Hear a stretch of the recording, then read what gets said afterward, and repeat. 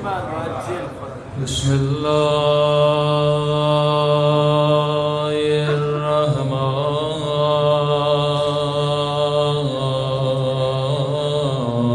الرحيم الحمد لله رب العالمين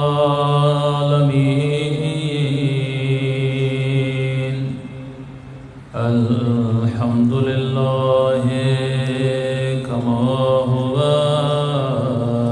أهله الصلاة والسلام على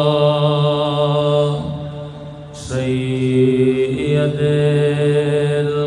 المرسلين وخاتم النبيين أبي القاسم محمد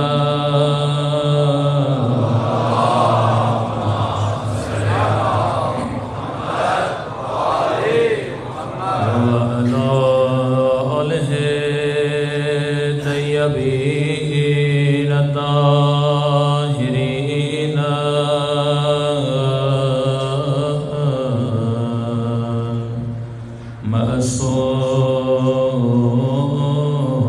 معصومين دعاء محمد اللهم كن لوليك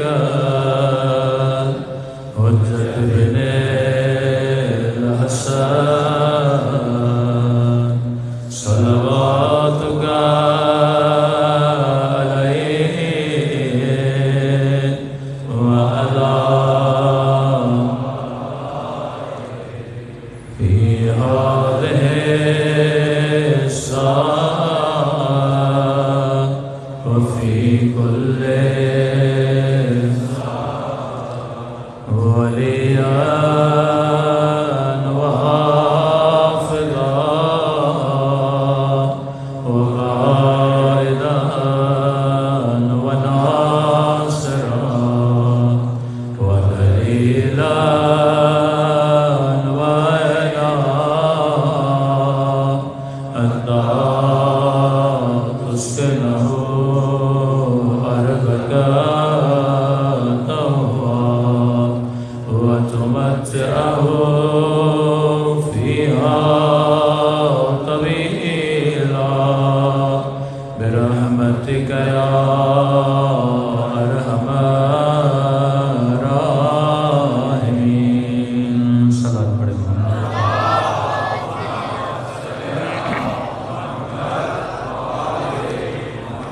بسم اللہ الرحمن الرحیم رب اشرح لي صدری ويسر لي امری واحلل عقدة من لساني يفقهوا قولي اما بعد فقد قال رسول الله ان الحسين مصباح الهدى وسفينة النجاة صلوات بر محمد وعلى محمد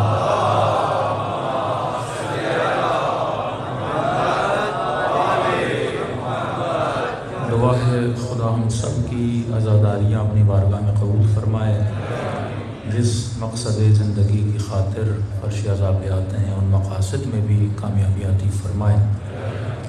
کئی مومنین نے التماس سے دعا کے لیے کہا۔ ایک مومن کے والد وینٹیلیٹر پر ہیں، بیمار ہیں، ان کے لیے بھی دعا کریں خدا شفاء کاملہ عاجلہ نصیب فرمائے۔ اس انتظامیہ میں سے موجودین میں سے اگر کوئی بیمار ہے خدا اس کو بھی شفاء کاملہ عاجلہ نصیب فرمائے۔ کل سے ہماری طبیعت بھی تھوڑی ناساز ہے، تمام تر مومنین کی صحت یابی کے لیے ایک مرتبہ صلوات پڑھے محمد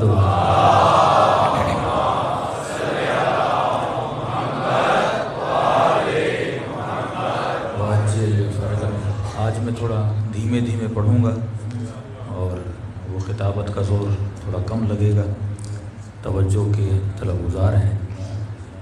عرض کیا کہ کربلا کوئی قصہ نہیں، کربلا تحریک کا نام ہے، کربلا تہذیب کا نام ہے۔ اگر ہم نے کچھ کربلا سے سیکھنا ہے تو کربلا میرے کام کی چیز ہے. لیکن اگر میں نے قصہ سننا ہے تو قصے بہت ہیں. پاکستان میں ڈیلی اتنے ڈرامے بنتے ہیں، اتنی کہانیاں بنتی ہیں، آپ وقتی طور پہ اس ڈرامے میں گم ہو جاتے ہو. پھر بڑا انتظار رہتا ہے کہ اگلی قسط کب آئے گی. باقاعدہ شدت سے انتظار رہتا ہے کہ اگلی قسط کب آئے گی، کیونکہ قصے کہانیاں ہمیں اپنے اندر گھیر لیتے ہیں، کیونکہ اس کا ایک تسلسل ہوتا ہے، اس میں ایک سسپینس ہوتا ہے. تو کربلا کوئی اس طرح کا قصہ نہیں ہے. یہاں عجیب بات یہ ہے کہ سب کو پتہ ہے کہ کربلا میں کیا ہوا، شہادت کیسے ہوئی، لیکن بندہ پھر بھی اگلے سال انتظار کرتا ہے. یہ کشش ایک عجیب کشش ہے. آپ نے جو چیز ایک بار دیکھی ہو اب دوبارہ دیکھنا نہیں چاہتے. لیکن ہر محرم پچھلے محرم سے زیادہ اٹریکٹیو ہوتا ہے. ایک بار آپ کربلا ہو کے آتے ہو پھر جانا چاہتے ہو. ہر زیارت پچھلی زیارت سے زیادہ اٹریکٹیو ہوتی ہے، کیونکہ کربلا کا تعلق میری روح سے ہے، کربلا کا تعلق میرے وجود سے ہے. کبھی کبھی ایسے لگتا ہے کہ کربلا کسی اور کی کہانی نہیں ہے، کربلا ہر زمانے کی کہانی ہے. یزید ایک ایسا کیریکٹر نہیں جو تاریخ کا حصہ تھا. یزید ہر زمانے میں ہوتے ہیں. کہ میں نے کہا کہ شکل بدل جاتی ہے، کیریکٹر وہی رہتا ہے. اب تو اپنے زمانے کا حر بن سکتا ہے، تو اپنے زمانے کا زہیر بن سکتا ہے. کہ امام رضا کی ایک روایت بھی ہے،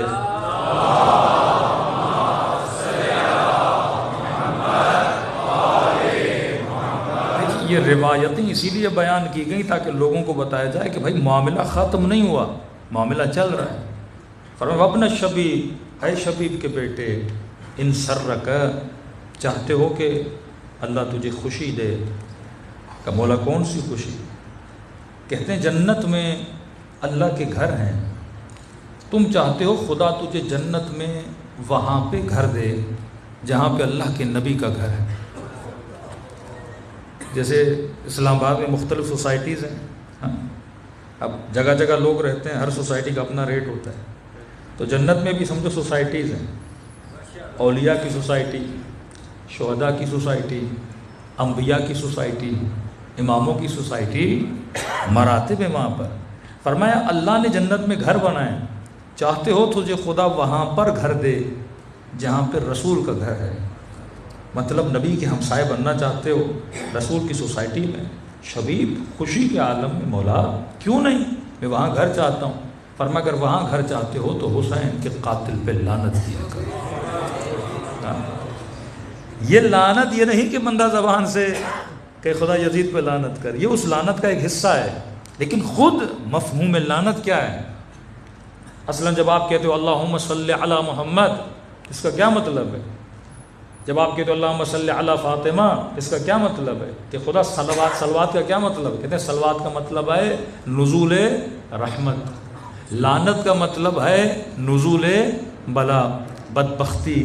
کہ جب جب آپ یزید پہ لعنت بھیجتے ہو، قیامت میں جس عالم برزخ میں جس جہنم میں یہ بدبخت جل رہا ہے، اس کا عذاب کیا ہوتا ہے؟ شدید ہوتا ہے. دوسرا لعنت کا مطلب یہ ہے کہ جتنی نفرت تجھے یزید سے ہوگی اتنا تو یزید سے کیا ہوتا جائے گا؟ دور ہوتا جائے گا. ایک مومن خدا نخواستہ کوئی مسلم اگر شراب پیتا ہے تو ہم اسے اس شراب سے نفرت دلانے کے لیے کیا بولتے ہیں؟ یزید بھی شرابی تھا. تو اس کیریکٹر کو دیکھ کر اس عمل سے اس کو کیا ہونے لگتی ہے؟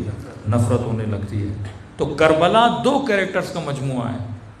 ایک طرف جہالت کھڑی ہے، ایک طرف عقل کھڑا ہے. دو لفظ میں نے کل آپ کے خدمت میں بیان کیے تو اس کی تفسیر بیان کریں گے. ایک ہے علم، ایک ہے عقل، ایک ہے جہل. ہمارے یہاں جاہل کیسے بولا جاتا ہے؟ جس کے پاس علم نہیں.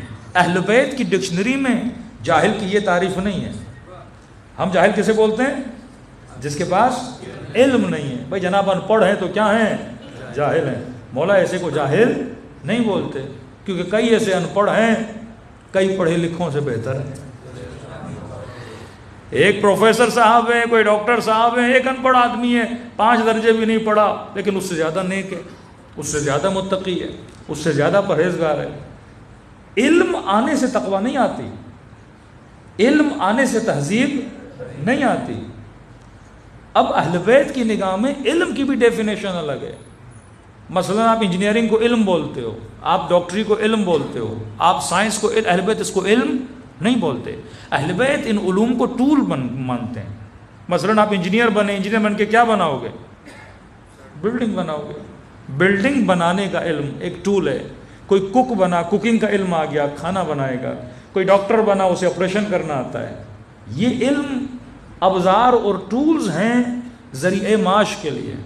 اہل بیت جس کو علم مانتے ہیں وہ ہے علم النفس، وہ علم جو بندے کو خدا کے قریب لے کر جائے، وہ علم جو انسان کو طرز زندگی سکھائے۔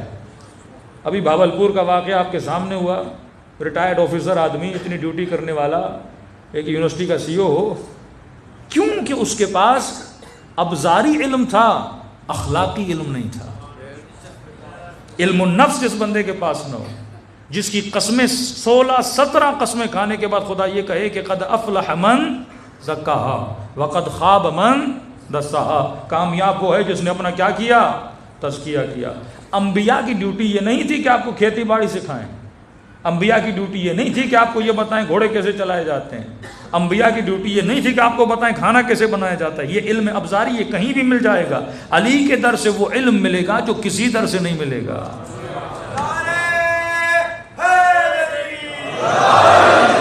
وہ علم ہے علم النفس، جو ہر بچے پر لازم ہے آپ بچے کو سکھائیں، خود بھی سیکھیں کہ بندہ ڈاکٹر ہے پر اخلاق نہیں۔ جناب اتنے بڑے آفیسر بن جائیں، 22 گریڈ کا آفیسر ہیں لیکن کردار اچھا نہیں ہے، ہاں یہ کیونکہ وہ اس علم کا حامل نہیں ہے۔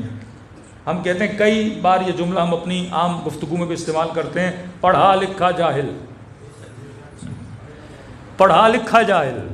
یہ وہی جملہ ہے اہل بیت علیہ الصلوۃ والسلام کی تربیت کا کہ علم ہے بندے کے پاس پر عقل نہیں ہے۔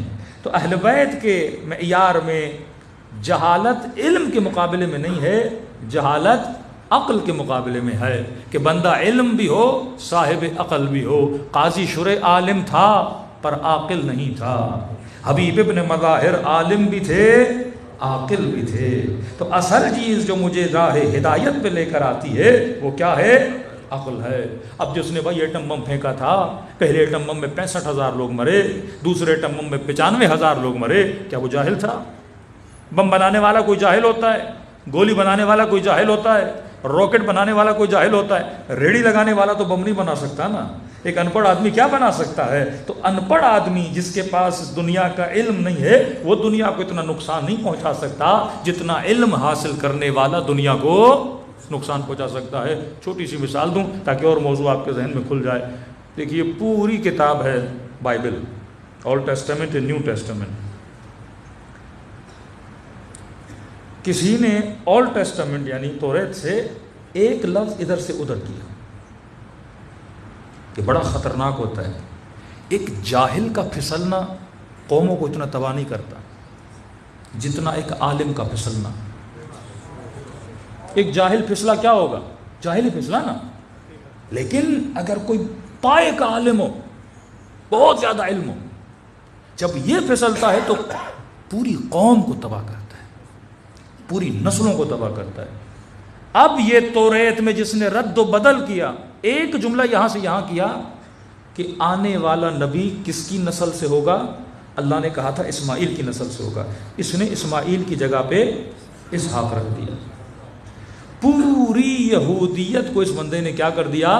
تباہ۔ اب یہ کام کسی جاہل نے تو نہیں کیا ہوگا نا، ہوگا کوئی بہت بڑا راہب، ہوگا کوئی اپنے یہودیت کا بہت بڑا مجتہد جس نے ایک لفظ یہاں سے یہاں کیا، پوری قوم کو کیا کر دیا؟ تباہ کر دیا۔ یہی معاملہ ولایت امیر المومنین، کہا من کنت مولاہ فہذا علی مولا۔ اب کوئی عام مسلمان تو معنی کو بدل نہیں سکتا نا، ایک بہت بڑا پائے کا بندہ ہوگا جس نے کہا ہوگا مولا کا مطلب حکومت نہیں ہے، دوست ہے۔ پوری قوم آج تک پھسلی ہوئی ہے نا۔ قتل کا فتویٰ آپ تو نہیں دے سکتے نا، کوئی بہت بڑا مفتی دے گا نا، 1978 سے جب تک سوویت یونین کے خلاف جہاد چلا، یہ جہاد کوئی عام آدمی تو نہیں چلا سکتا نا، بڑے بڑے مفتی خریدے گئے، بڑے بڑے مولوی خریدے گئے. تو قوموں کو تباہ کرنے کے لیے جاہل تباہ نہیں کرتا، قوموں کو تباہ کرنے کے لیے عالموں کو لایا جاتا ہے. لیکن کون سا عالم؟ جو صاحب عقل نہیں ہے. تو اصل چیز جو آپ کو بچاتی ہے اور کربلائی بناتی ہے وہ عقل مند ہونا ہے. صلوات پڑھے محمد والے محمد.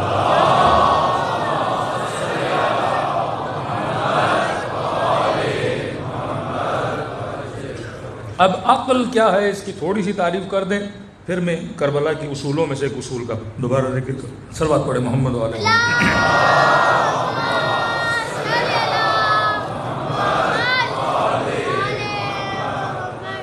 دیکھیے 4 طاقتیں چھٹے امام فرماتے ہیں، 4 ٹولز خدا نے آپ کو دیے ہیں جس سے ہماری پوری باڈی ہم اس دنیا میں زندگی گزارتے ہیں. پہلی طاقت، اب انہی ٹولز کو حسینی بھی استعمال کرتے ہیں، انہی ٹولز کو یزیدی بھی استعمال کرتے ہیں. چیز وہی ہے.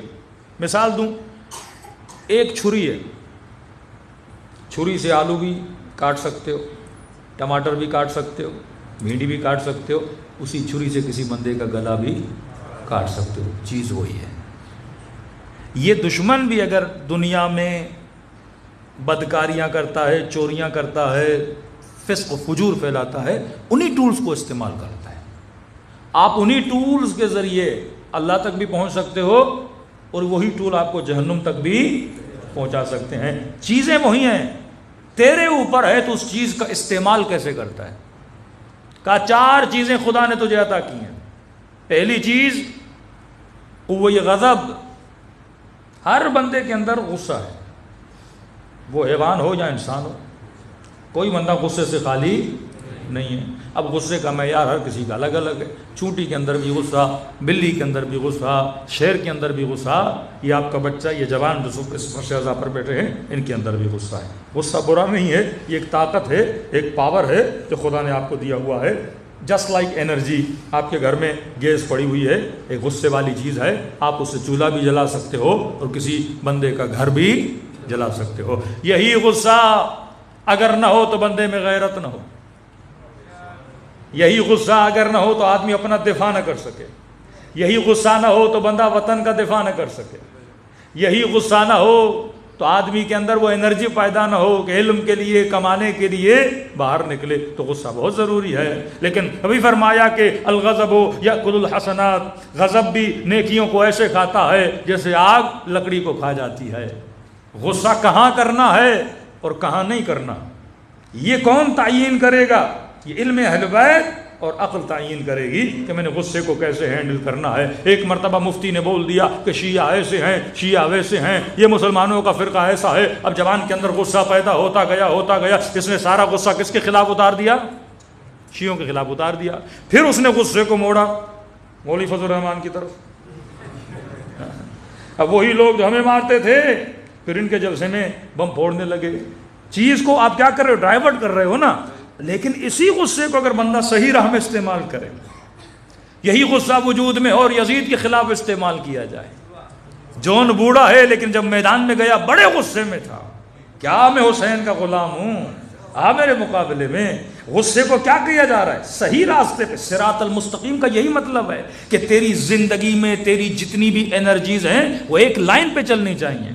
خدا نہ خواستہ اگر یہ ٹریک سے ہٹ گئیں تو تیری زندگی تباہ و برباد ہو جائے گی. ایک اور مثال دے کے آپ کو سمجھاؤں. بھائی آپ کی گاڑی اسلام آباد سے لاہور کے لیے روانہ ہوئی اور آپ کی اسپیڈ ہے ماشاءاللہ بڑی اچھی گاڑی، آپ 140 کی اسپیڈ سے گاڑی چلا رہے ہو.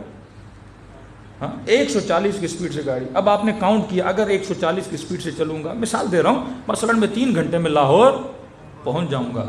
اور اچانک آپ غافل ہوئے، گاڑی کسی اور روڈ پہ چلی گئی، مثلا مری والے روڈ پہ چڑھی گئی، اور آپ کی کاؤنٹنگ ہے میں 140 کی اسپیڈ سے کہاں پہنچوں گا؟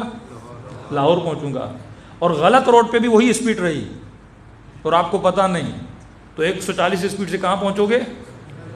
غلط جگہ پہ.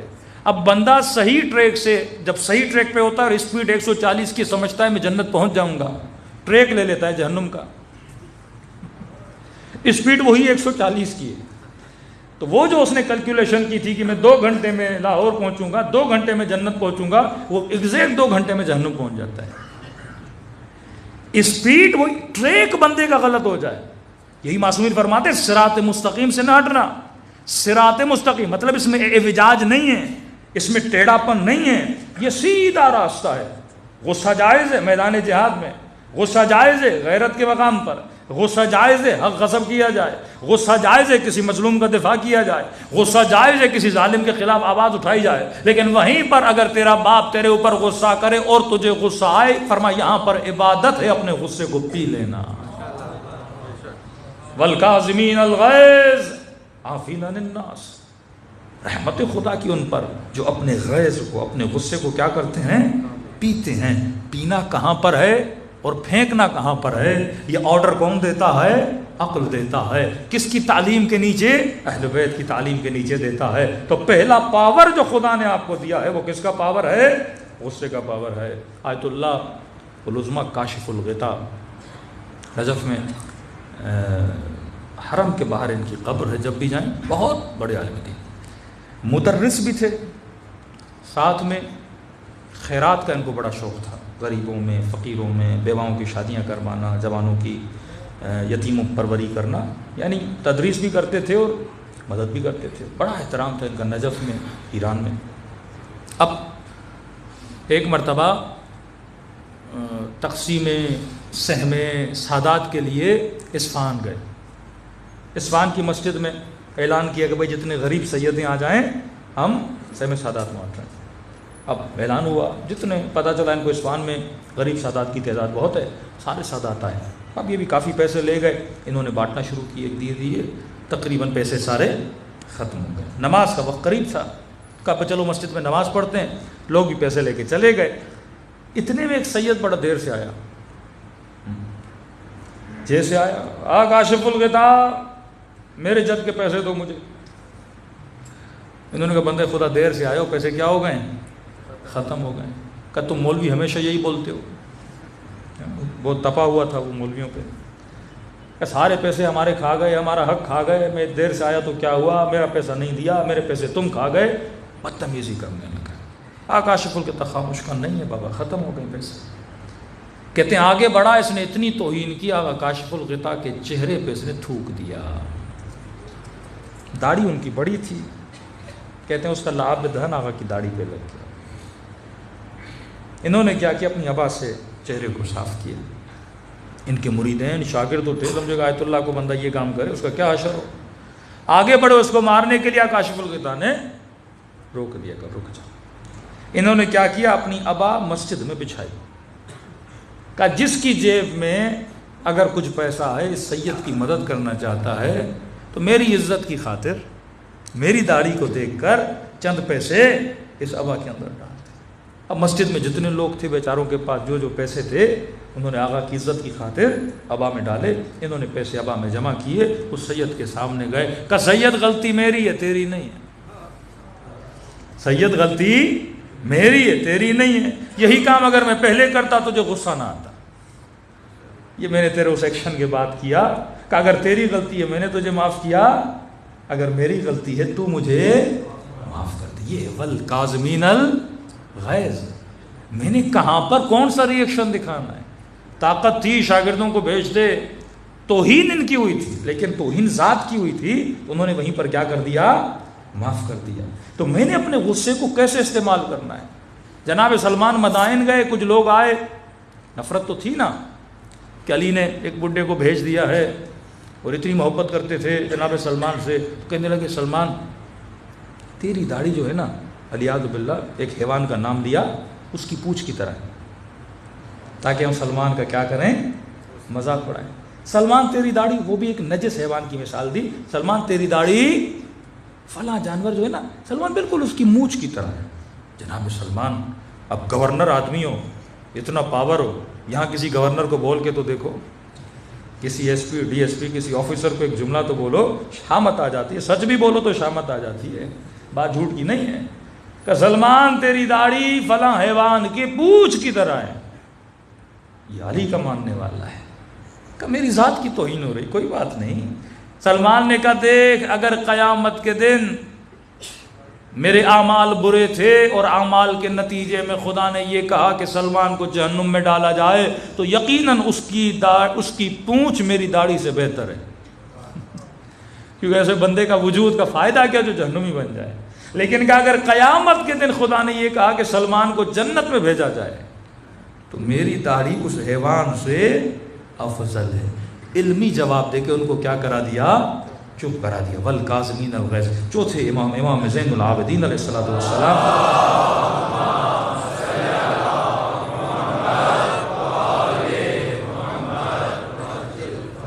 مولا کا غلام اوپر سے گرم پانی لے کر آ رہا تھا پتیلے میں، وہ پتیلا اس کے ہاتھ سے چھوٹ گیا اور امام کے سر مبارک پر آ کر لگا.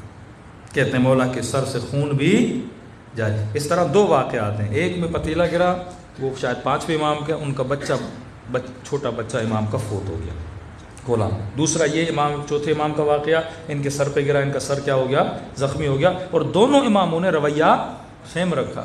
اب جیسے غلام بندہ تھا نا، اب مولا کے ساتھ آپ یہ کام کریں تو اس زمانے میں غلاموں کو تو بڑا مارتے تھے. جیسے اس نے دیکھا امام کے سر پہ برتن گرا اور سر سے خون جاری ہوا، اس نے فوراً، کیونکہ بڑا تو اہل بیت کے گھر میں ہوا تھا نا، ان کی تربیت میں ہوا تھا، اب اس نے کہا کہیں مولا مجھ سے غصہ نہ کرے، اس نے فوراً کہا والکاظمین الغیظ. غلام نے کہا کہ خدا غصے پینے والوں کو معاف کرتا ہے. امام نے کہا میں نے غصہ پی لیا. کافین عن الناس. امام نے کہا تیری غلطی کو بھی کیا کر دیا؟ معاف کر. پھر واللہ یحب المحسنین. خدا احسان کرنے والوں کو بڑا پسند کرتا ہے. امام نے کہا میں نے تجھے آزاد بھی کر دیا. یہ رویہ اہل بیت علیہ الصلوۃ والسلام کا تھا. یہ ٹریننگز دے رہے تھے کہ اے مومن تو نے اپنے غصے کو ہینڈل کیسے کرنا ہے. اب غصے کو کنٹرول کون کرتا ہے؟ عقل کرتی ہے. عقل کیا ہے؟ اقال عربی میں بولتے ہیں جب اونٹ کے پاؤں کو باندھا جاتا ہے، کہتے ہیں ہم نے اسے کیا کر دیا؟ اقال کر دیا. اردو میں بولیں تو گرہ لگانا. کسی چیز کو آپ نے یہاں پہ گرہ لگا کے کیا کر دیا؟ باندھ دیا. پائپ سے پانی جا رہا ہے، آپ نے گرہ لگا دی، پانی وہیں کیا ہو جائے گا؟ رک جائے گا. اس کو بولتے ہیں اقال. عقل اس لیے بولا جاتا ہے کیونکہ عقل بریک کا نام ہے. آپ کو غصہ آتا ہے، عقل کیا لگا دیتی ہے؟ بریک لگا دیتی ہے. یہ شناس دلاتی ہے کہ جس پر تو غصہ کر رہا ہے، غصہ کرنے سے پہلے دیکھو کہ اس پر غصہ جائز ہے یا حرام ہے. حرام ہے امام رضا میں. کئی ایسے بیمار آتے تھے، کبھی کبھی امام رضا سے بدتمیزی بھی کرتے تھے. یہ معجزہ ہم مشہد میں ہی ہوا تھا. بندہ بڑا غصے میں آیا کہ مولا رضا میں اتنے دنوں سے آ رہا ہوں، مجھے شفا نہیں دے رہے ہو. اس کے ہاتھ میں پتھر تھا، اس نے زری کی طرف پتھر پھینکا. اب بیماری کی وجہ سے کچھ ہو گیا ہوگا اس کو، اور اس نے کیا دیکھا؟ پتھر جیسے مولا کے زری پہ لگا وہ پانی بن کے نیچے گر پڑا. یہ معجزہ سب نے وہاں پہ دیکھا. اور پھر امام رضا سے بندہ معافیاں مانگ رہا تھا. کئی لوگ ایسے اہل بیت کے ساتھ بے احترامی کرتے تھے، لیکن اہل بیت کا جو رویہ تھا والکاظمین الغیظ والا رویہ تھا. تو عقل کا کام ہے کہ یہ شناس دلائے کہ بندے خدا، بیوی کو یہ بتائے، یہ سیکھے کہ تو جس پہ غصہ کر رہی ہے اس پہ غصہ حلال ہے یا حرام ہے. بڑے چھوٹے کی تمیز دلائی جائے. شوہر بچوں پہ غصہ کر رہا ہے کہ معصوم فرماتے اپنے چھوٹے بچوں پہ کبھی ہاتھ نہ اٹھایا کرو. بالخص بچیوں کے لیے فرماتے تھے کہ تو نے کہاں غصے کو استعمال کرنا ہے، کہاں غصے کو استعمال نہیں کرنا. یہ کس کا کام ہے؟ عقل کا کام ہے. اب عقل کے پاس علم نہیں ہے. عقل وہ پاور ہے جو آپ کو روکنا سکھاتا ہے. علم آپ کہاں سے حاصل کرو گے؟ اہل بیت علیہ الصلوۃ والسلام سے. سمجھو عقل ایک پاور ہے، اس پاور میں آپ علم اہل بیت ڈالتے جاؤ گے. اب زندگی کرنے کا طریقہ آپ کو آ جائے گا، پھر آپ بڑی آسانی سے اپنے اعضاء کو کنٹرول کر پاؤ گے. دوسرا پاور یا علی، ایک پاور ہے عقل. چھوٹا بچہ ہوتا ہے نا، بچے میں کیا نہیں ہوتی؟ عقل کا مطلب کنٹرول نہیں ہوتا بچے میں. ہاں، کھاتا جاتا ہے بیٹا بہت کھا لیا، کنٹرول ہی نہیں ہے. آپ کسی مہمان کے گھر میں جاتے ہو، ہاں کبھی بھوک بھی ہوتی ہے لیکن سارے لوگ کھانا کھا لیتے ہیں تو بندہ ہاتھ پیچھے کر لیتا ہے، بھائی گھر میں کھا لوں گا، یہاں پہ مہمان بیٹھے ہیں. ایک تمیز کے دائرے میں بندہ رہتا ہے. لیکن بچہ کبھی سوچتا ہے؟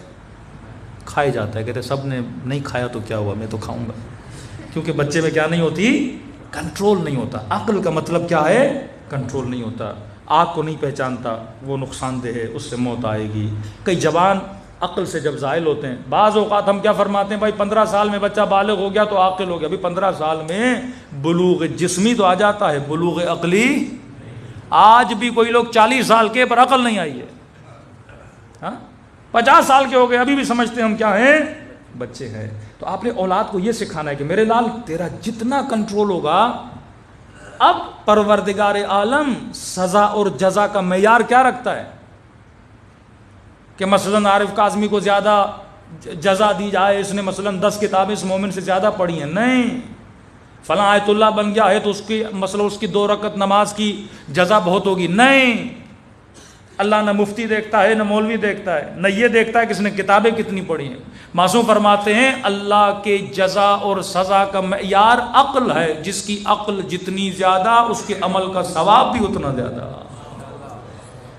1000 رکعت بندہ پڑھ لے اس کو وہ شاید ثواب نہ ملے, ایک بندہ 2 رکعت نماز پڑھتا ہے اس کا ثواب اتنا زیادہ ہے, کیونکہ اس کا کنٹرول اتنا زیادہ ہے. اب کنٹرول زبان پر, کنٹرول آنکھوں پر, کنٹرول کانوں پر, یہ سارے پاور جو خدا نے دیے ہیں. غصہ پہلی فیکلٹی جو انسان کو ملی. دوسری فیکلٹی کا نام ہے شہوت. حیوان کے اندر بھی ہے, انسان کے اندر بھی ہے. شہوت بھی بری چیز نہیں ہے, کیونکہ اگر انسان میں وجود شہوت نہ ہوتا تو ازداد نسل کیسے ہوتا؟ اگر شہوت انسان کے اندر نہ ہوتی تو مرد اور عورت کی آپس میں اٹریکشن, حلال رشتے کبھی نہ بن پاتے. اس کا ہونا بھی کیا تھا؟ ضروری تھا. اب معصومین نے ہر چیز کو 3 درجہ بندی میں, یعنی 3 اس کے لیولز بنائے کہ غصہ اگر یہاں ہو تو صحیح ہے, غصہ اگر یہاں ہو تو صحیح نہیں ہے, غصہ اگر بالکل زیادہ ہو. 3 کیٹیگری. سب سے زیادہ غصہ آ جائے تو بھی برا, غصہ بالکل نہ آئے تو بھی عقل کی کمی ہے, غصہ اگر بیچ میں ہو تو اچھا ہے. شہوت بہت زیادہ ہو تب بھی بری, شہوت بالکل کم ہو تب بھی نقص ہے. شہوت اگر میانہ رو ہو تو کیا ہے؟ عین عقل ہے. کئی ایسے کرسچن, کئی ایسے بدھسٹ جو بالکل شادی نہیں کرتے, یہ بھی خلاف عقل ہے, یہ بھی خلاف دین ہے. رسول خدا کے پاس, یا رسول اللہ آپ کے 8-9 صحابی ہیں جو ڈیلی مسجد میں آتے تھے, انہوں نے اعلان کیا ہے کہ آج کے بعد ہم شادی نہیں کریں گے, ہم بازار میں نہیں آئیں گے, بازاریں ہمیں اللہ سے دور کرتی ہیں, شادیاں ہمیں بچوں میں مگن کر دیتی ہیں, اللہ سے دور کر دیتی ہیں, ہم کاروبار نہیں کریں گے, یہ پیسہ ہمیں اللہ سے دور کر دیتا ہے. انہوں نے اپنے گھروں کے دروازے بند کر دیے ہیں اور رسول خدا مصلی بچھا کے 24 گھنٹہ اللہ. نبی نے مذمت میں, ان کی مذمت میں خطبہ دیا.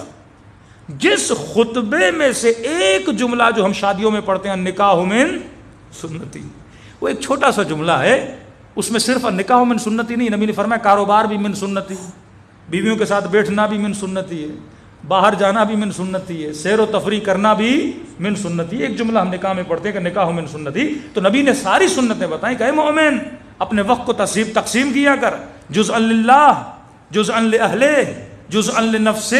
ایک حصہ اپنے اہل و عیال کے لیے رکھا کر, ایک حصہ اللہ کے لیے رکھا کر, ایک حصہ اپنی ذات کی سیر و تفریح کے لیے رکھا کر, تاکہ تمہارے وجود میں کیا پیدا ہو جائے؟ میانہ روی ہو جائے. آج کل معاشرے میں ڈپریشن, انزائٹی, پریشانی کا اسباب کیا ہے؟ ایک بندہ 24 گھنٹہ مصلی پر ہے پھر بھی ڈپریشن کا شکار ہے. کیوں؟ کیونکہ وہ جزءا للہ کو تو اہمیت دے رہا ہے لیکن جزءا للنفس کو اہمیت نہیں دے رہا. فرمایا نہیں, دین اس کا نام نہیں ہے. ربنا آتنا فی الدنیا حسنہ وفی الآخرۃ حسنہ, اے خدا دنیا میں بھی حسنات عطا کر, آخرت میں بھی حسنات عطا کر. اب دوسری فیکلٹی شہوت کی فیکلٹی ہے. تیسری فیکلٹی جو سب سے بڑی ہے وہ قوہ ادراک ہے, آپ کا خیال. یہ بڑا اہم ہے. آپ مجلسیں سن رہے ہو, چیزوں کو دیکھتے ہو, تصویریں آپ کے ذہن میں آتی ہیں, بزنس کی پلاننگ کرتے ہو, یہ سارا کام کون کرتا ہے؟ آپ کا خیال کرتا ہے. اور خیال کو شیطان کس ذریعے سے تباہ کرتا ہے؟ وسوسے کے ذریعے سے. کہ میں نے کراچی میں ایک جملہ کہا تھا, ایک بیچارے جوان کا فون آیا کہ مولانا میری امی نے زندگی ہماری اجیرن کر دی. کہتے بڑی متقی پرہیزگار ہے لیکن مولانا وسوسہ اس کے اندر بہت ہے. کہتا ہم اسکول سے آتے ہیں, کالج سے آتے ہیں, کہیں سے کرکٹ کھیل کے آتے ہیں, کہتی گھر کے دروازے سے کمرے میں آنے نہیں دیتی. اب یہ بھی نہیں کہ کہے کہ پاؤں دھو کے آؤ, کہتی نہیں پورا نہا کے آؤ. تو باہر سے آ رہے ہو, کہیں نہ کہیں نجاست لگ گئی ہوگی. کہتے دوست کہتے ہیں آپ کی امی کو ہو کیا ہے اتنی بار؟ کہتے تم نے ایک بار دیکھا نہانا, دن میں 3-4 بار ہمیں نہانے کے لیے بھیج دیتی ہے. وسوسے کی بیماری. بندہ وضو کرے 1 بار 2 بار 3 بار, معصوم فرماتے ہیں وسوسہ شیطان کا بہترین ذریعہ ہے, بندے کو کیا کرے؟ گمراہ کرے. کئی لوگوں کو نماز میں وسوسہ ہوتا ہے. ہاں, اب تجوید بندے نے سیکھی ہے, اب ظالین بولے, والین بولے, ہاں سین بولے, سواد بولے, ہاں تو ایک بار نہیں نکلتا سواد, دوسری بار نکالنے کی کوشش کرتا ہے. ایک بار تو ہم ایران میں کسی کے پیچھے نماز میں، امام جماعت تھا، کم از کم اس نے 6-7 بار واہ واہ واہ واہ اتنا اس نے بولا، ہم نے کہی نماز پوری ہماری چلی گئی اس کے ذوات کے چکر میں۔ یہ بھی وسوسہ ہے کہ بندہ سوچے کہ واقعاً زبان سے وہ چیز نکل رہی ہے کہ نہیں نکل رہی۔ امام کا صحابی تھا، اس کی ناک سے خون آیا، خون زمین پہ گرا، قالین پہ گرا، اب وہ نماز میں کھڑا ہو گیا، اب سوچنے لگا قالین پہ گرا ہوگا، قالین سے نیچے گیا ہوگا، نیچے کے بعد میرے پاؤں کو لگا ہوگا، اس کی پوری نماز کیا ہو گئی؟ تباہ ہو گئی۔ امام کے پاس کے امام نے کہا تجھے کس نے کہا تھا تو اتنا سوچے؟ ظاہر پہ حکم کر بندے خدا، زیادہ ڈیپ میں جانے کی ضرورت نہیں ہے۔ اب بندے کے سامنے کھانا ہے، اب سوچنے لگی ہاں بھائی پاکستان میں تو یہ سوچیں تو آتی ہیں نا، یہ کھانا کس نے بنایا ہوگا، اب کھانے کا پتہ نہیں ہاتھ کہاں کہاں لگایا ہوگا، تیل کیسا ہوگا، برتن کیسا ہوگا، پھر وہ کھانا کبھی کھائی نہیں، یہاں اس ہوٹل میں جاؤ ہی نہیں، یہاں جاتے ہو تو سکون کے بیٹھ کے کھا کے بسم اللہ پڑھ کے وہاں سے بندہ نکل۔ تو وسوسہ آپ کو کیا کرتا ہے؟ اتنا فکر کو ایکٹیو کر دیتا ہے، وہی بندے کے ڈپریشن کا۔ دوسرا ذریعہ شیطان انسان کے ادراک کو تباہ کرنے کا وہم ہے۔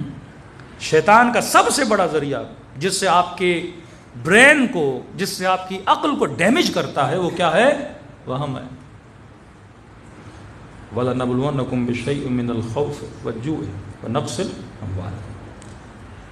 جتنے بھی دشمنان اہل بیت ہیں وہ کس کے ذریعے سے نسلوں کو ڈراتے ہیں؟ وہم کے ذریعے سے۔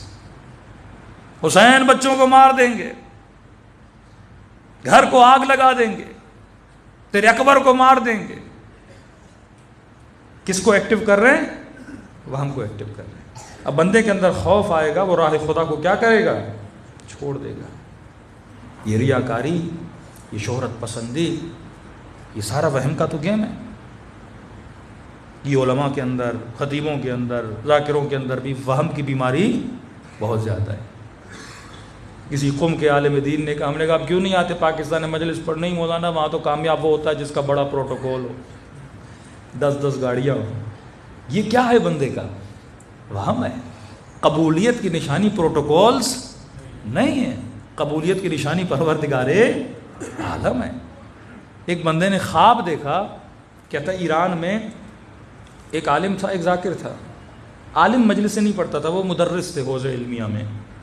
ایک بندہ ذاکر تھا بڑا مشہور، کہتے خواب کے عالم میں امام حسین کی زیارت ہوئی۔ دیکھ تو امام حسین کے سامنے غازی عباس بیٹھے ہیں، غازی عباس کے ہاتھ میں ایک بک ہے، اور امام حسین فرماتے ہیں اور اس بک میں دیکھ رہا ہوں کہ امام کے ذاکروں کے نام لکھے ہوں۔ کہتے وہ جو مشہور ذاکر تھا، امام حسین نے کہا اس کا نام میری ڈائری سے مٹا دے، کاٹ دے، آج کے بعد یہ میرا ذاکر نہیں ہے۔ کہ وہ جو مدرس تھا حوزہ علمیہ میں، جس نے کبھی مجلس پڑھی ہی نہیں تھی، امام نے کہا اس کا نام لکھ، یہ میرا ذاکر ہے۔ کہتے خواب سے اٹھا، پہلے اس ذاکر کے پاس گیا، میں نے کہا میں نے خواب دیکھا ہے کہ امام نے تیرا نام اپنی ڈائری سے مٹا دیا ہے۔ کہتے تو سچ کہہ رہا ہے، تنگی تھی، روزی کی، روزگار کی تنگی تھی، گزارا نہیں ہو رہا تھا، میں نے ذاکری کو خدا حافظ کہا، اب بزنس کر رہا ہوں۔ اس نے کہا واقعی امام حسین نے تیرا نام کیا کر دیا؟ مٹا دیا۔ اس عالم کے پاس گئے، اے عالم دین آپ تو مدرس ہیں، میں نے کبھی آپ کو مجلس پڑھتے ہوئے بھی نہیں دیکھا، لیکن امام حسین نے آپ کا نام اس ڈائری میں لکھا ہے۔ کہتے ہاں میں نے کبھی لوگوں میں آ کے مجلس نہیں پڑھی، لیکن 1-2 سال سے جب محرم کے دن آتے ہیں اپنے گھر جاتا ہوں، اپنے بچوں کو بٹھا کے حسین کا ذکر کرتا ہوں، بیوی بٹھاتا ہوں، 3-4 بچے جو اللہ نے مجھے دیے ہیں نواسیاں، ان کو بٹھا کے 2 جملے مصیبت کے پڑھتا ہوں، 4 جملے مولا کے فضائل کے پڑھتا ہوں، فرامین کے پڑھتا ہوں کہ امام حسین نے آپ کا نام کس میں لکھ دیا؟ اہل بیت علیہ الصلوۃ والسلام بندے کا خلوص دیکھتے ہیں۔ یہ واقعات جب آپ سنتے ہیں کہ ایک بندہ یہاں سے کربلا جاتا ہے امام حسین کو سلام کرنے کے لیے، زیارت کرنے کے لیے، رات کو خواب دیکھتا ہے، مولا حسین فرماتے جب اپنے وطن میں واپس جاؤ اس بوڑھے کو حسین کا سلام دینا۔ مولا کون کا جب مجلس حسین ہوتی ہے، وہ جو بوڑھا بزرگ ہے جو مومنوں کی جوتیاں بنا بنا کے رکھتا ہے۔ یہی تو فرق ہے، ایک بندہ یہاں سے کربلا سلام دینے جاتا ہے اور دوسرا وہ ہے جس کو حسین کربلا سے یہاں سلام بھجواتے ہیں۔ ان کے یہاں معیار عقل ہے نہ کہ وہم ہے۔ اگر میری مجلسیں، اگر میرا ذکر، اگر میری نمازیں کس کی بنیاد پر ہوں؟ وہم کی بنیاد پر ہوں تو ان کا کوئی فائدہ نہیں ہے۔ وہ ساری چیزیں کس بنیاد پہ ہونی چاہیے؟ عقل کی بنیاد پہ۔ اب وہم کا علاج کیا ہے؟ یہ ٹاپک بہت بڑا ہے، میں صرف اشارے کرتا جا رہا ہوں۔ وہم کا علاج کیا ہے؟ کئی لوگ بیچارے اپنے مسائل کے لیے فون کرتے ہیں۔ ایک خاتون نے کہا مولانا مجھے شدید وہم کا مسئلہ ہے۔ اب شیطان وہم اس چیز کا دلاتا ہے جس سے آپ کیا کرتے ہو؟ محبت کرتے ہو۔ مثلا جان سے محبت ہے، اچانک آپ کو اس سائڈ پہ درد ہوا، پہلا خیال جو شیطان لائے گا بھائی اٹیک آنے والا ہے۔ اب خیال کا بھی بڑا کمال ہے، کیونکہ خیال جب آتا ہے نا تو وہ نتیجہ دیتا ہے۔ آسان کر کے سمجھاؤں، آپ کی مثلا بڑی محنت سے آپ نے پیسے جمع کیے اور عراق جانے کے لیے، مولا کی زیارت کے لیے۔ اب آپ کی فلائٹ ہے رات کو 10 بجے، آپ ٹریفک میں پھنس گئے۔ اب ایئرپورٹ 1 گھنٹہ 1.5 گھنٹہ پہلے پہنچنا ہے۔ اب آپ کی فلائٹ ہو گئی، آپ رستے میں پھنس گئے ایئرپورٹ، آپ کو لگ رہا ہے کہ میں نہیں پہنچ پاؤں گا۔ آپ کا خیال کیا ہو جائے گا؟ ایکٹیو ہو جائے گا، بولے گا پہنچ نہیں پاؤ گے، جہاز نکل جائے گا، پیسے بھی ضائع ہو گئے، مولا کی زیارت بھی نہیں ہوگی، یہ ہوگا وہ ہوگا۔ وہ پورا نتیجہ دیتا ہے۔ اس نتیجے کی صورت میں آپ کی باڈی میں کیا آتا ہے؟ اسٹریس آ جاتا ہے۔ اب یہاں درد ہو، آپ نے سوچا بھائی درد ایک شاید اٹیک ہونے لگا ہے۔ اب وہ آپ کا خیال اٹیک دلواتا ہے آپ کو، آپ کے خیال میں وہ بولتا ہے اٹیک ہو گیا، اور ہو جائے گا تو مر جاؤ گے، مر جاؤ گے بچوں کا کیا ہوگا، بیوی کا کیا ہوگا۔ اب ہوا کچھ بھی نہیں ہے، لیکن آپ کے ذہن میں سب کچھ ہو گیا ہے، اور اس سب کچھ ہونے کے نتیجے میں اسٹریس آتا ہے، اور اسٹریس کے نتیجے میں سچ مچ ہو جاتا ہے۔ خیال اسی لیے بڑا خطرناک ہے اگر اس کو کنٹرول نہ کیا جائے۔ من یتوکل علی اللہ فہو حسبہ، جو اللہ پہ توکل کرتا ہے، خدا کیا کہتا ہے؟ میں اس کا خیال رکھتا ہوں۔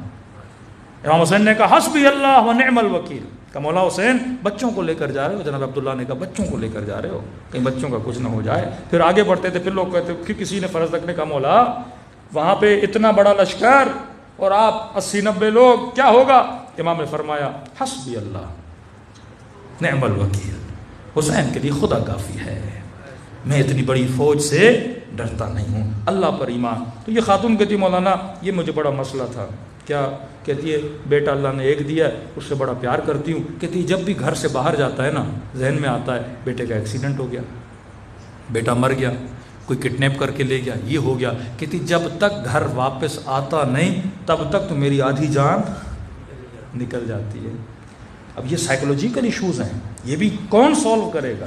جب تک آپ کی عقل ایکٹیو نہیں ہوگی آپ کی زندگی نہیں گزرے گی۔ ایک مومن نے تو کہا مولانا اتنی انزائٹی ہو گئی ہے، میں دروازہ کھولتا ہوں مجھے ایسے لگتا ہے میرا ہاتھ دروازے کو چپک جائے گا، اور یہ بھی آتا ہے کہ میں جدا کرنے کے لیے جاتا ہوں، میرا ہاتھ خدا نہ خواستہ وہ کیا ہو گیا ہے؟ الگ ہو گیا ہے۔ اتنا بندہ وہم کا شکار ہو جاتا ہے، اتنا بیمار ہو جاتا ہے۔ اب اس کا علاج کیا ہے؟ اس کا علاج امیر المومنین کا فرمان ہے، فرماتے مومن جس چیز سے ڈرتے ہو اسی چیز کے اندر کود جاؤ۔ مطلب وہ اس کا حل یہی ہے، کیونکہ اگر آپ کو بولے گا یہ ہوگا یہ ہوگا، آپ کیسے مطمئن کرو گے کہ یہ نہیں ہوگا؟ جب تک بیٹا آئے نہیں آپ مطمئن نہیں ہوگے۔ تو فرماتے جس چیز سے وہ تجھے ڈرا رہا ہے، میں ہمیشہ مثال دیتا ہوں، وہم اور وسوسے کی مثال ایک تسبیح کی طرح ہے۔ آپ بولو گے یہ نہیں، شیطان اگلا جملہ لائے گا، اگلا وہم لائے گا، اتنا آپ کو گول گھماتا رہے گا، آپ اس کے گیم سے باہر نکل ہی نہیں سکتے ہو، جب تک مارتا نہیں آپ کی جان نہیں چھوڑتا۔ تو فرمایا اس کا واحد ترین حل کیا ہے؟ جس چیز سے ڈرتے ہو اسی چیز میں کود جاؤ۔ اب یہ لگتا ہے دروازے سے ہاتھ چھوڑوں گا تو میرا ہاتھ کٹ جائے گا، بولو کٹتا ہے تو کٹ جائے۔ اب یہ بولے کہ مثلا بیٹھو گے اٹیک آ جائے، بولو آتا ہے تو آ جائے۔ خوف کیا کر دو؟ ختم کر، جو نتیجہ تجھے دکھا رہا ہے اس نتیجے کو ایکسیپٹ کر لو، کہتے ہیں ہوتا ہے تو ہو جائے، حسبی اللہ نعم الوکیل و نعم المولا، اللہ میرا مالک ہے، جو ہوگا کیا ہوگا دیکھا جائے گا۔ میں نے کہا خاتون ہے تو جملہ بڑا مشکل، لیکن اس پہ عمل کرو گی اللہ تجھے نجات دے گا۔ مولانا کیا؟ میں نے کہا تجھے کس چیز سے ڈر آ رہا ہے کہ بیٹا مر جائے گا؟ بولو مرتا ہے تو مر جائے۔ میں نے کس کے حوالے کیا؟ اللہ کے حوالے کیا، اللہ کی امانت تھی۔ کئی دنوں کے بعد فون آ کے تھی مولانا میرا سب سے بڑا مسئلہ آپ نے حل کر دیا۔ اب جب میں نے بول دیا مرتا ہے تو مر جائے، اگلا جملہ اس کے پاس ہے ہی نہیں، وہ اب مجھے شیطان کس چیز سے ڈرائے۔ یہی وہم راتوں کو آتا ہے، 4 دوست آپس میں ڈسکشن کریں، ڈسکشن جنات کی کریں، ادراک کیا ہو گیا؟ خیال کیا ہو گیا؟ ایکٹیو ہو گیا۔ اب دوستوں نے کہا بھائی ہم جا رہے ہیں، اللہ حافظ، اور وہ چلے گئے، اور یہ پاکستان ہے اور یہاں لوڈ شیڈنگ ہے، اور آپ گھر میں اکیلے تھے، لائٹ چلی گئی، اور وہ بدبخت 2 گھنٹہ جنوں کی باتیں کرتے رہے۔ ہاں اب بندہ اکیلا، اچانک سے چھت سے آواز آئی ٹھک، فوراً وسوسہ کس کا آیا؟ جن کا. اسے پتا ہے آپ کس سے ڈرتے ہو، وہ اسی سے ڈراتا ہے. ہاں معصوم فرماتے ہیں پہلے ان محبتوں سے، فیک محبتوں سے خود کو آزاد کر تاکہ تجھے وہ نہ ڈرائے. دشمن کس چیز سے ڈراتا ہے؟ بیٹے کو مار دوں گا. اگر بندہ ناموس پسند ہے، غیرت مند ہے، تو اس کو ناموس کا اٹیک دے گا، ویڈیو لیک کر دوں گا، آڈیو لیک کر دوں گا، عزت پیاری ہے یہ کر دوں گا. وہ ہر چیز سے ڈرائے گا. یہ ڈر ہمیں کیا بناتے ہیں؟ غلام بناتے ہیں اس کا. ہاں کمزوریاں آپ کو غلام بنا دیتی ہیں نا. یہی شیطانی وہم اور وسوسے کے ذریعے وہ پوری قوموں کو غلام بناتے ہیں، لوگوں کو غلام بناتے ہیں. اب معصوم کیا فرماتے ہیں؟ جس چیز سے ڈرو اس میں کود جاؤ.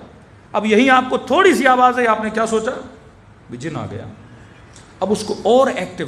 پہلے آپ کے جو سینسرز تھے وہ اتنے سینسیٹیو نہیں تھے، اور لیکن جیسے وہم آتا ہے آپ اتنے سینسیٹیو ہو جاتے ہو، اگر زمین پہ چونٹی بھی چلے نا وہ بھی آواز آپ کو سنائی دیتی ہے. ہاں اور جب لائٹ آئے گی آپ کو پتا چلے گا کچھ تھا ہی نہیں، یہ میرا کیا تھا؟ وہم تھا. تو وہم شیطان کے گمراہ کرنے کا سب سے بڑا ذریعہ ہے. ابن شمر وہم زدہ تھا. امام حسین نے کہا رے کی حکومت تو دور، رے کی گندم کا دانہ بھی تجھے نہیں ملے گا. وہم زدہ تھا. بعض لوگ خوبصورت چمڑی کے عاشق بن جاتے ہیں. اللہ سمجھانا چاہتے ہیں بندے خدا اس حسن میں بقا نہیں ہے. کتنی دیر بندہ حسین رہے گا؟ کتنی دیر؟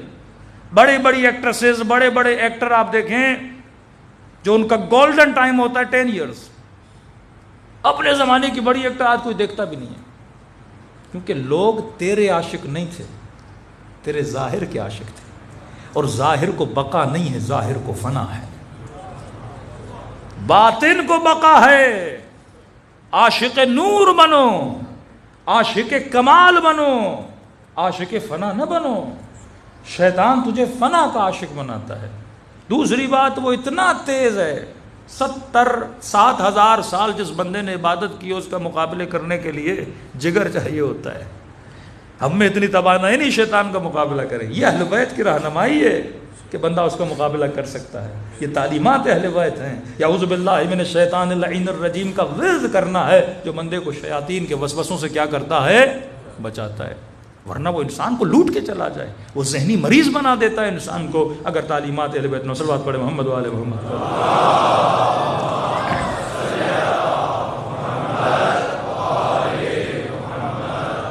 اب شیطان کو بھی پتا ہے کہ انسان عاشق کمال ہے، کیونکہ یہ چیز ہماری نیچر میں رکھی گئی ہے کہ ہم پرفیکشن کے عاشق ہیں. آپ کو ہر چیز پرفیکٹ ہو تو اچھی لگتی ہے، پرفیکٹ نہ ہو تو اچھی نہیں لگتی. اب شیطان کو بھی پتا ہے، میں مومن کی خواہش ہوتی ہے اچھا گھر مل جائے. ہاں عاشق ہے، سمجھتا ہے گھر ملنے سے کیا ملے گا؟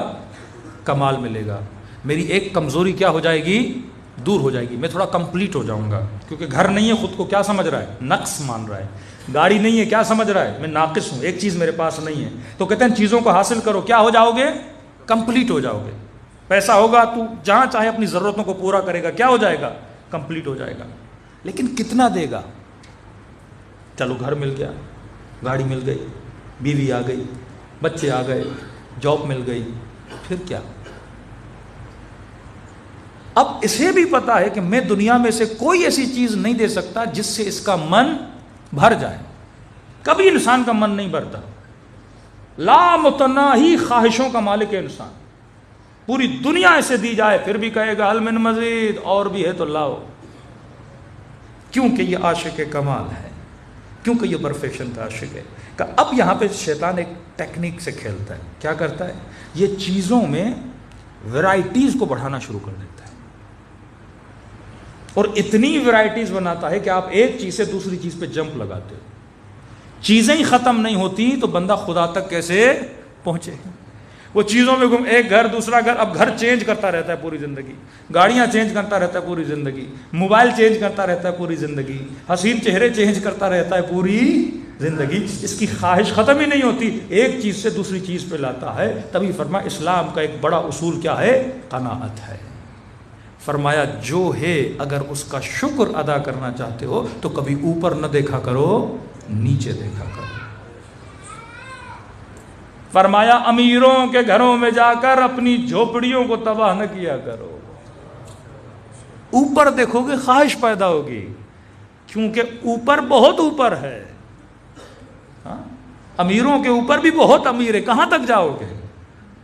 فرمایا اگر جو رزق اللہ نے دیا ہے اس کا سجدہ شکر دل سے ادا کرنا چاہتے ہو نا تو غریبوں کی جھوپڑی میں جایا کرو۔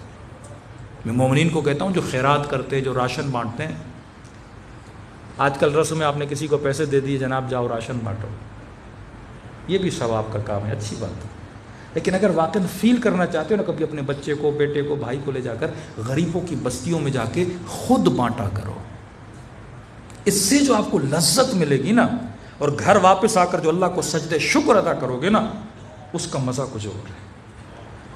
فرمایا صحت کا احساس کرنا ہے ہاسپٹل چلے جاؤ، اوپر نہیں دیکھو فلاں بندہ بہت مجھ سے تگڑا ہے، نہیں، ہاسپٹل جاؤ، دیکھو کتنے بیمار زمینوں پہ پڑے ہوئے ہیں، پھر تجھے قدر ہوگی کہ خدا نے مجھے کون سی نعمت دی ہے۔ کہ حیات کی قدر کرنی ہے تو ہفتے میں کم از کم ایک بار قبرستان جایا کرو، مردوں کو دیکھا کرو، کئی جوان قبروں میں لیٹے ہوئے ہیں، نعمت کا احساس ہوگا کہ خدا نے مجھے کیا دی ہے، اتنی بہترین زندگی عطا کی ہے۔ تو نیچے دیکھو گے شکر خدا ادا کرو گے۔ اور دوسرا جوانوں کے لیے کہہ رہا ہوں،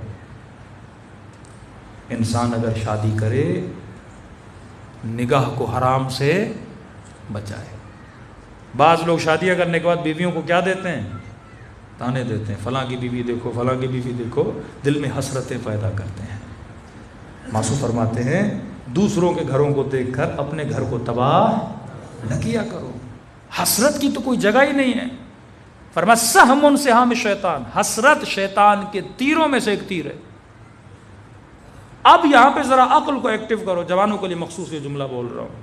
مثلا آپ کسی مال میں، کسی روڈ پہ، یونیورسٹی میں، کہیں بھی روڈ سے گزر رہے ہو اور آپ کو نگاہ حرام کی کیا ہے، مثلا خدا نخواستہ کسی کو عادت ہے، اب یہ چھٹے امام کی فرمان کی روشنی میں مثال دے کے سمجھا رہا ہوں، آپ کو عادت ہے گناہ کی، اب وہ کوئی خاتون ہو، وہ کسی کی بڑی گاڑی ہو، کسی کا بڑا بنگلہ ہو، کوئی بھی چیز ہو، اب آپ کا گھر چھوٹا ہے، آپ نے کوئی بہت بڑا بنگلہ دیکھا اور گاڑی روک لی کہ جناب یہ بڑا خوبصورت ہے، ذرا گاڑی تو روکو، اس کو ذرا دل بھر کے دیکھ تو دیں۔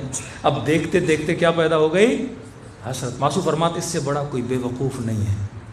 اس چیز کو کیوں دیکھتے ہو جسے تو حاصل کر ہی نہیں سکتا، فائدہ ہی نہیں ہے نا اس چیز کو دیکھنے کا جسے تو حاصل ہی نہیں کر سکتا۔ فرمایا ان چیزوں کو دیکھو جسے حاصل کرنے کی تیرے اندر توانائی۔ اب میری جیب میں 1 لاکھ پڑا ہوا ہے یا مثلاً 20 لاکھ ہیں، اب 20 لاکھ لے کے میں کسی ایسے شو روم پہ چڑھ جاؤں جہاں 7 کروڑ کی گاڑیاں ہیں تو دنیا کیا بولے گی، بندہ بے وقوف ہے نا۔ اب 7 کروڑ کی، 6 کروڑ کی، 4 کروڑ کی گاڑیاں دیکھ دیکھ کے اور پھر اس شو روم پہ جاؤں جہاں پہ کلٹس کھڑی ہو اور ویگنار کھڑی ہو، اچھی لگے گی؟ خریدو گے بھی نا تو برا من کر کے اور چہرہ اترا ہوا گھر آؤ گے، یہ کیسی گاڑی ہے؟ ہاں، حسرت پیدا کر کے جا رہے ہو نا چیزوں کو خریدنے۔ ضرورتوں کی چادر اتنی بڑھاؤ، خواہشوں کی چادر اتنی بڑھاؤ جتنی تیری نیڈ ہے، پاؤں اتنے پھیلاؤ جتنی تیری نیڈ ہے۔ یہی قناعت کا فلسفہ ہے بندے خدا۔ فرماتے ہیں جتنا دیکھو گے دل میں حسرت پیدا ہوگی، اور حسرت پیدا ہونے کا فائدہ ہی نہیں ہے کیونکہ اس چیز کو تو پورا نہیں کر سکتا۔ وہ چیز دیکھ جس کو حاصل کر سکتا ہے۔ مثلا اب یہاں پہ معصومین نے پھر کھلا دروازہ رکھا ہے، جوان ہے کسی خاتون کے رشتے کے لیے جاتا ہے، پکا ارادہ ہے میں اس سے کیا کروں، شادی کروں، چیز قابل حصول بھی ہے۔ فرماتے یہاں شریعت اجازت دیتی ہے آپ اس کو دیکھ بھی سکتے ہو، یہاں تک معصوم نے فرمایا آپ اسے بولو بھائی تھوڑا چل کے دیکھو تاکہ دیکھوں کہیں ٹانگ وانگ میں فریکچر تو نہیں ہے، ہاں بندہ صحیح طریقے سے چل پھر تو سکتا ہے۔ اس پہ معصومی نے بہت کھلی اجازت دی ہے، جہاں حصول ہے، شادی کرنا چاہتا ہے، وہاں پہ دیکھنا حرام نہیں ہے، کیونکہ نیت کیا ہے، شادی کی، حاصل بھی کر سکتا ہے، اوقات بھی بندے کی ہے، تو وہاں کوئی حرج نہیں ہے۔ لیکن بندہ روڈ پہ گزر رہا ہے، لاکھوں عورتیں وہاں پہ گزر رہی ہیں، ہر کسی کو دیکھے آہ حسرت بھرے جا رہا ہے، یہ گھر پہنچے گا تو اس کا ستیہ ناس ہی ہو جائے گا۔ خسرت دنیا والآخرہ۔ یہ عادت بڑی بری چیز ہوتی ہے، بہت بری چیز ہوتی ہے۔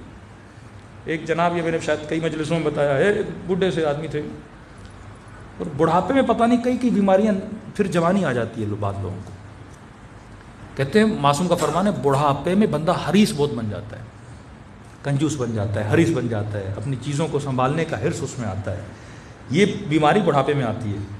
اب کہتے ہیں ایک جناب بڈھے سے تھے, آگے بیٹھے تھے, ہاتھ میں تسبیح, ذکر خدا. اس دن میں نے کہا نا جہاز میں ذکر بھی کر رہا تھا, ایک شیعہ مومن کو لعنت بھی بھیج رہا تھا. ایسی تسبیحوں کا کوئی فائدہ, ذکر بھی عمل نہیں ہو. کہتے جناب بیٹھے تھے گاڑی میں, اب ظاہر بس میں خواتین بھی آتی تھی. کا ایک بدحجاب عورت گاڑی میں سوار, اس نے جیسے دیکھا کہا استغفر اللہ رب العزت.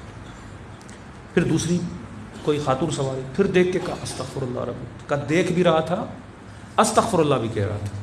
پھر تیسری آئی, اس نے کہا استغفر اللہ ربی و تو بولے. کہ اب اس کو ضرورت پڑی کچھ کھانے پینے کی, اس نے تھوڑا اپنا بیگ کھولا, کچھ چیزیں نکالی, کھا رہا تھا. اتنے میں ایک چوتھی خاتون آئی, اس نے دیکھا نہیں, تو جوان نے کہا قبلہ صاحب چوتھی استغفر اللہ بھی آ گئی ہے. اس ذکر کا فائدہ کیا بندہ خدا, گناہ بھی کر رہا اور کہہ رہا استغفر اللہ ربی و تو بولے, روڈ پہ دیکھ بھی رہا اور کہہ رہا استغفر اللہ ربی و تو بولے. یہ ذکر نہیں ہے, یہ تو اپنے اوپر لعنت بھیج رہا ہے. یہ وہن مذہب ہے, تو ایک ذکر خدا کا کیا اڑا رہا ہے, مذاق اڑا رہا ہے. تو انسان کو پتہ ہونا چاہیے کہ واقعاً میں کن چیزوں کے پیچھے لگوں, وجود آپ کا تباہ ہو جائے گا. یہ ٹی وی آج کل کیوں جوان نسل تباہی کی طرف جا رہی ہے. اب میڈیا کے ٹاپک میں کل آؤں گا, ایک تھوڑا سا اشارہ کر رہا ہوں. ایک تحقیق آئی یو کے میں اور یورپ کے چند کنٹریز میں کہ وہاں کی مخصوصاً خواتین میں ڈپریشن کا ریشو بہت ہائی پہ چلا گیا, ہائیسٹ لیول پہ. انہوں نے ریسرچ کی کہ آج کل کی بچیاں ڈپریشن میں کیوں جا رہی ہیں. ایک مزیدار رپورٹ باہر آئی کہ جن بچیوں میں ڈپریشن کا ریشو زیادہ ہے وہ زیادہ تر انسٹاگرام یوز کرتی ہیں. انسٹاگرام کی وجہ سے ڈپریشن کیوں آیا, کیونکہ انسٹاگرام میں جب آپ فوٹو نکالتے ہو تو کتنے فلٹر لگتے ہیں, 3 4 فلٹر لگاتے ہیں. مطلب بندہ اتنا خوبصورت ہے نہیں. اب یہ بھی ایک بے وقوفی ہے. مولانا یہ موبائل بڑا اچھا ہے, میں نے کہا کیوں, کا فلٹر بڑا اچھا ہے مولانا اس کو. جب تیری شکل ویسی ہے ہی نہیں تو اس فوٹو کو دیکھ کے خوش کیوں ہو رہا ہے. یعنی یہ بھی ایک بے وقوفی اور بے عقلانہ حرکت ہے. کہ یہ جتنے بھی انسٹاگرام پہ فوٹو چڑھاتی ہیں, ایک نہیں 4 فلٹر لگا کے. اب صبح کو جب خود کو آئینے میں دیکھتی ہے تو اسے اپنی شکل ہی اچھی نہیں لگتی, کیونکہ وہ فلٹر والی شکل, اپنا اوریجنل چہرہ آج لوگوں کو اچھا نہیں لگ رہا, کیونکہ اتنا وہ فلٹر زیادہ چہرہ دیکھ چکی ہیں. پھر آپریشن پہ آپریشن, پھر بیوٹی کے آپریشن, پھر مختلف چیزیں. انسان اپنے آپ سے ہی راضی نہیں ہوتا, دنیا میں اس کا سکون کیا ہو جاتا ہے, تباہ ہو جاتا ہے. امام حسین کیا فرماتے ہیں, جون ہمارے مکتب میں معیار رنگ نہیں ہے جون, کئی سفید رنگ والے پیچھے کھڑے ہوں گے لیکن خدا قیامت میں تیرے چہرے کو نورانی بنا دے گا. ہاں یہ معیار ہے. بلال حبشی عرب غلاموں کو ساتھ نہیں بٹھاتے تھے, رنگ کے کالے ہیں. رسول نے بلال کو مؤذن امت بنا دیا کہ جس کو تو بٹھانا برداشت نہیں کر سکتا تھا, اب جب تک وہ بلائے گا نہیں تو مسجد میں نہیں آ سکتا. بلال بلاتا تھا. یہ وہ مکتب ہے جہاں پہ ان چیزوں کی کوئی ویلیو نہیں ہے. ان چیزوں کو ویلیو دو جو اصل میں ویلیوبل ہے, اور وہ کب ہوگا, جب تمہاری عقل کا کنٹرول مضبوط ہوگا. اپنے وہم پر, اپنی شہوت پر, اپنے غصے پر کنٹرول کرو گے تو دنیا بھی آباد. کل انشاءاللہ اس کے 3 لیولز کو ہم بیان کریں گے تاکہ آپ کو پتہ چل جائے کہ میں نے اپنی زندگی کو کیسے گزارنا ہے. صلوات پڑھے محمد.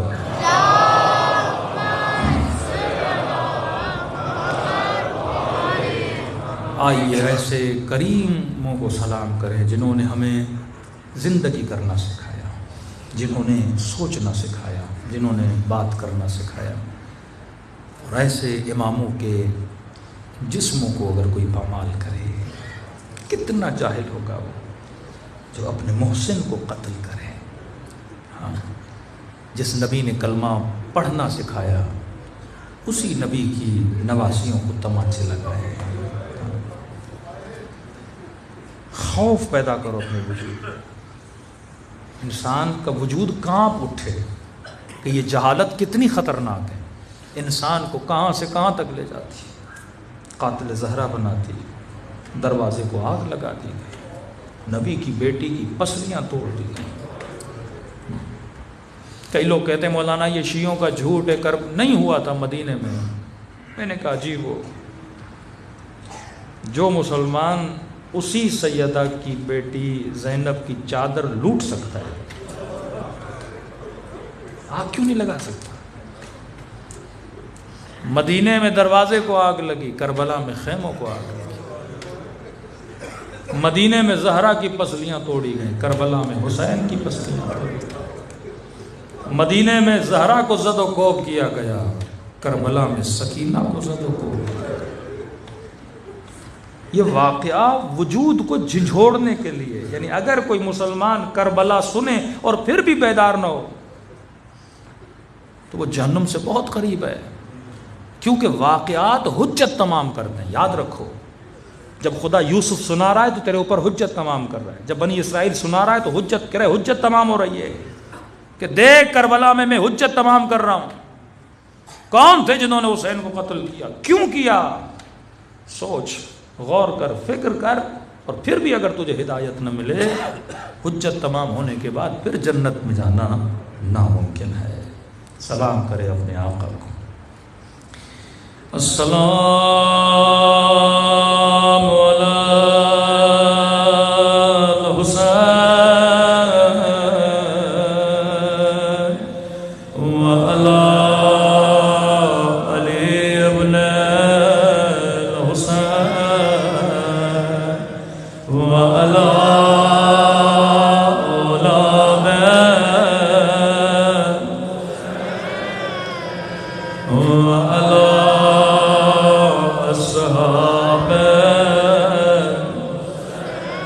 سب مل کے السلام علی وعلی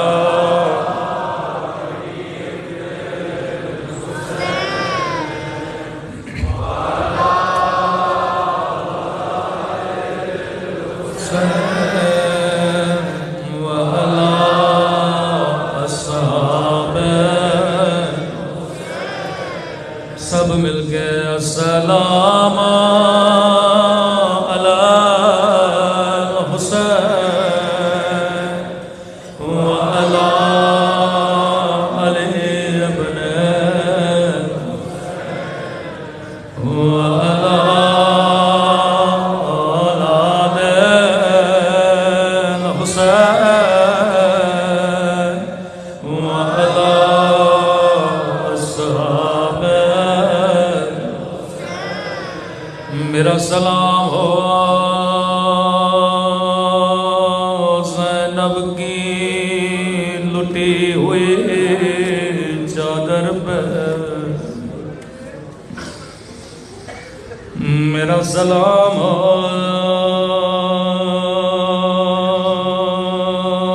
مدینے میں ٹوٹی ہوئی پسلیوں پہ،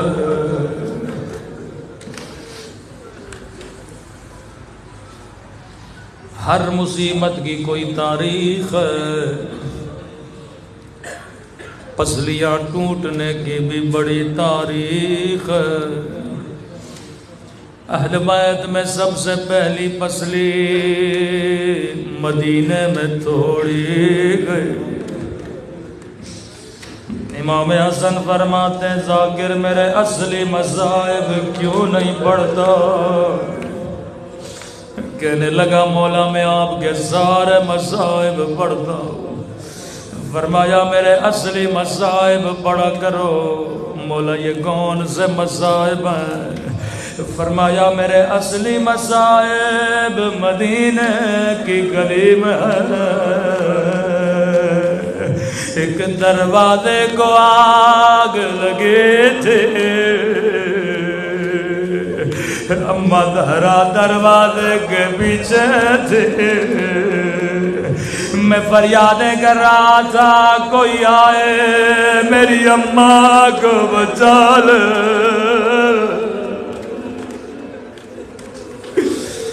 کوئی آئے آگ بجھا لے. پہلی پسلی مدینے میں توڑی گئی. سنیں گے دوسری پسلیاں کب ٹوٹی؟ ظالم کہنے لگا ابن زال جب میں لاشوں پہ گھوڑے دوڑا رہا تھا میں نے اپنے کانوں سے حسین کی پسلیاں ٹوٹنے کی آواز سنی تھی، لیکن کربلا میں ایک شہید اور بھی ہے جس کی پسلیاں بھی توڑی گئی، لیکن حسین کی پسلیوں میں اس شہید کی پسلیوں کے ٹوٹنے میں ایک بڑا فرق تھا۔ میرے مولا کی پسلیاں تب ٹوٹی جب روح برباد کر گئے تھے، لیکن یہ وہ شہید ہے ابھی زندہ تھا، دائیں طرف کی پسلیاں بائیں طرف چلی گئے، بائیں طرف کی پسلیاں دائیں طرف چلی گئے۔ سنیں گے یہ شہید کون ہے؟ یہ حسن کا یتیم قاسم،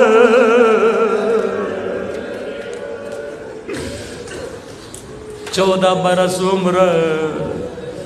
حضرت عباس فرماتے ہیں جب گھوڑے پہ سوار کرانا چاہا، کوئی ذرا ایسی نہیں تھی جو قاسم کے بدن پہ آئے، بدن نہیں، بدن کمزور۔ غازی فرماتے میں نے پورے خیموں کو چھان مارا لیکن مجھے کوئی ذرا نہ ملے۔ ذرا اس لیے پہنی جاتی ہے تاکہ تیر روک جائے، نیزوں کا وار رک جائے۔ حسن کا یتیم بغیر ذرا کے میدان جنگ میں گیا، دائیں طرف کے نیزے بائیں طرف نکل گئے، بائیں طرف کے نیزے دائیں طرف نکل گئے۔ کربلا کا جو بھی شہید جب گھوڑے سے گرا اس نے حسین کو آواز دی، لیکن راوی کہتا ہے قاسم اتنا چھوٹا تھا جب گھوڑے سے گرا حسین کو آواز نہیں دے، فریاد کر کے کہا اماں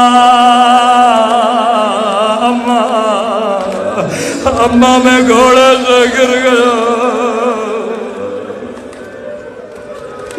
حسین بھتیجے کے لیے دوڑے دوڑے میدان میں پہنچے۔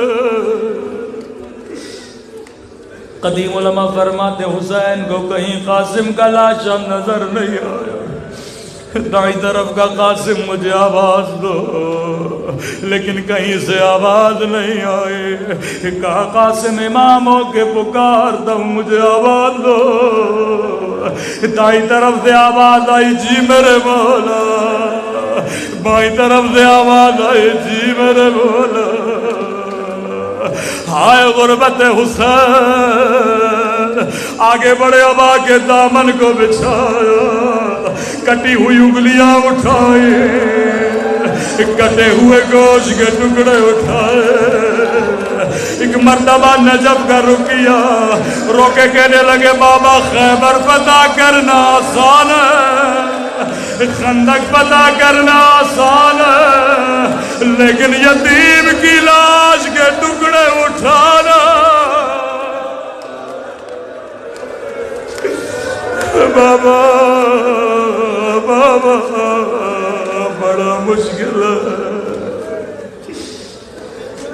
راوی کہتا حسین نے گٹھڑی باندھی، گٹھڑی کو پیٹھ پہ رکھا، خیمے کے در سے آواز دی اماں فضا ذرا بہن زینب کو بلانا۔ بی بی زینب آئے، فرمایا بہن زینب قاسم کا لاشا لایا ہو لیکن ماں کو نہ بتانا۔ بی بی زینب نے کہا حسین تیرے ہاتھ تو خالی ہے، لاشا کہاں ہے؟ روکے کا بہن زینب یہ جو گٹھڑی میرے پیٹ میں دیکھ رہی ہو